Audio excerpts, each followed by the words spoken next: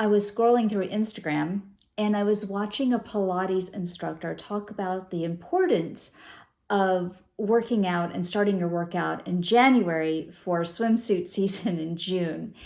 And there's a lot of truth to that. And I'm also thinking about summer camp programs for my licensees.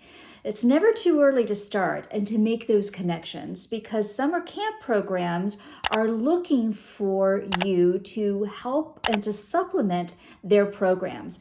For example, there may be a country club in your area that offers tennis programs and golf programs. Well, they're also looking for someone to come in and speak to this group during lunchtime. It's a great opportunity for you to go in and teach table manners or to add on an afternoon tea program for the summer.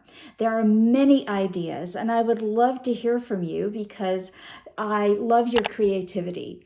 We are always ready when you are, and thank you so much for joining our Manners Movement. And don't forget to read today's article about tips to connect to youth summer camp programs.